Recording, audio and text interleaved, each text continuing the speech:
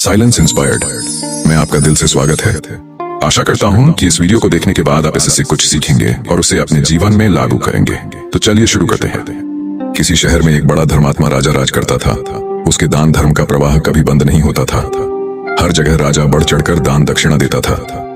एक दिन उसके यहाँ एक साधु आया। उसने राजा से कहा, राजन, सुना है तुम बहुत दान धर्म करने वाले राजा हो। तुम्हारे यहाँ से कोई भी खाली हाथ नहीं जाता। क्या मैं जो मांगूंगा वह तुम मुझे दे सकोगे? राजा बोला, कहिए साधु महाराज, आपको क्या चाहिए? साधु ने कहा, क्या तुम 12 वर्ष के लिए अपना राजपाट दे दो या अपना धर्म दे दो? साधु की बात सुनकर पहले तो राजा चिंता में पड़ गया, फिर सोच विचार कर उसने कहा, महाराज, मैंने राजपाट सब आपको दिया, संभालिए इस राजपाट को। इतना कहकर राजा वहां से बिना कुछ लिए सब कुछ छोड़ छाड़ बिल्कुल अकेला चल पड़ा। चलते चलते मार्ग में एक बगीचा आया। वहीं एक कुआं और प्याऊ भी था। बड़ा रम्य स्थान था। राजा वहीं विश्राम करने के विचार से ठहर गया। अगल बगल देखने पर उसे एक झीण कसा हुआ सुंदर घोड़ा दिखाई दिया, जिसके पास एक सुंदर स्त्री बैठी हुई रो रही थी। राजा को स्वभावतः दया आई। उसने उस स्त्री से रोने का कारण पूछा। स्त्री बोली, महाराज, मैं एक राजकुमारी हूँ। मेरे पिता और भ्राता सबको शत्रुओं ने मार डाला है। मैं किसी प्रकार जान बचाकर यहाँ भाग आई हूँ। अब आप ही देव के द्वारा भेजे मेरे आश्रयदाता हैं, अतः मुझे शरण दें।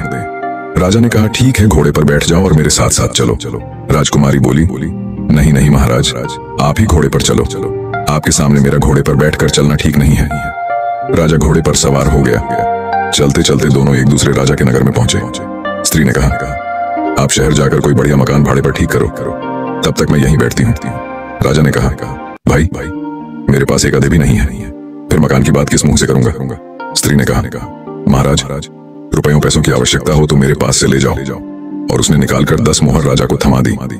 राजा भी मकान ठीक कराया और राजकुमारी को लेकर उसी मकान में गया और उन्हें वहां छोड़कर बाहर से घोड़े और उस स्त्री के लिए भोजन सामग्री ले आया। राजकुमारी ने भोजन तैयार किया और राजा से भोजन करने को कहा। राजा ने कहा, अरे आप भी तो भोजन करो। उसने कहा, नहीं महाराज, पहले आप भोजन कर लें, आपके बाद मैं खा लूंगी। राजा ने भोजन किया, स्त्री ने भी किया। दूसरे दिन उस स्त्री ने कहा, राजन, आपको अधिक कष्ट होता है, काम करने में क्यों ना एक नौकर रख लो? राजा बोला, भाई, मेरे पास तो एक आधे भी नहीं है और तुम मुझसे राजाओं की सी बात कर रही हो। स्त्री ने कहा, राजन, आप असमंजस में ना पड़िए। मैं औरत जात ना हुई होती तो स्वयं इन कामों को कर लाती। आपको कहने भी नहीं जाती। रुपए पैसों की आपको जब भी आवश्यकता पड़े आप हमसे निसंकोच मांग लिया कीजिए। राजा गया और एक नौकर ले आया। कुछ दिनों के बाद उस स्त्री ने कहा, राजन, मन बहलाने के लिए कभी कभी यहाँ के राजा की कचहरी में चले जाया करो और वहाँ की कुछ बातें सुन लिया करो। अब राजा रोज कचहरी जाने लगा। उस नगर का राजा यह समझकर कि यह मेरे मंत्रियों में से किसी का संबंधी होगा, उससे कुछ न पूछता। इधर मंत्री लोग उसकी आकृति राजा के समान देखकर राज संबंधी जानकर कुछ न बोलते। कुछ दिन यूं ही बीत गए। एक दिन राजा और मंत्री वर्ग ने आपस में आखिर उस राजा के संबंध में बातचीत की।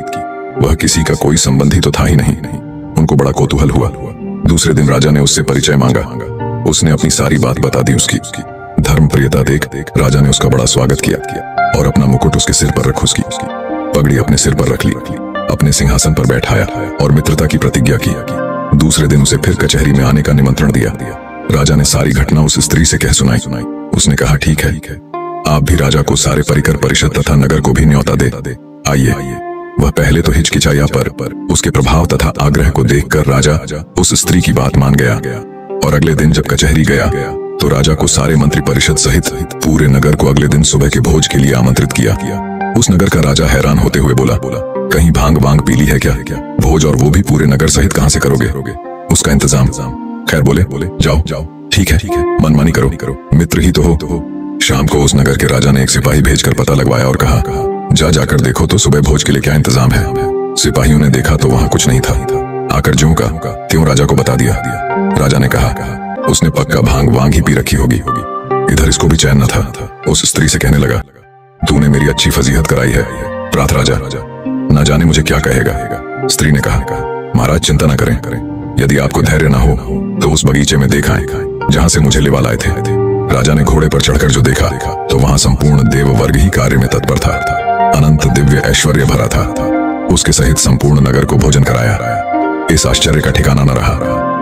प्रातः काल राजा आश्चर्य को देखकर सभी लोग आश्चर्य में डूब गए। नगर के राजा ने भी सारी व्यवस्था और भोजन के लिए उसकी भूरी भूरी प्रशंसा की। भोजन उपरांत सारा देव वर्ग अंतर्ध्यान हो गया। अब उस स्त्री ने कहा, राजन, तुमने उस साधु को कितने दिनों के लिए राज्य दिया था? जरा कागज तो देखो। राजा ने देखा तो समय पूरा हो चुका था। स्त्री बोली, तो अब आप भी अपने राज्य में जाओ और अपना राज्य पाठ संभालो। राजा ने कहा, देवी, तुम्हें छोड़कर तो मैं एक कदम भी ना जाऊंगा। स्त्री बोली, राजन, तुम मुझे क्या समझ रहे हो? मैं तुम्हारी स्त्री नहीं हूं, मैं तो तुम्हारा धर्म हूं। जब तुमने मुझे नहीं छोड़ा तो मैंने भी तुम्हें नहीं छोड़ा और तुम्हारी स्त्री बनकर तुम्हारे साथ रही और तुम्हें किसी प्रकार का दुख नहीं होने दिया। पर अब जैसी तुम्हारी इच्छा, निष्कर्ष धर्म के प्रति निष्ठा ही जीवन का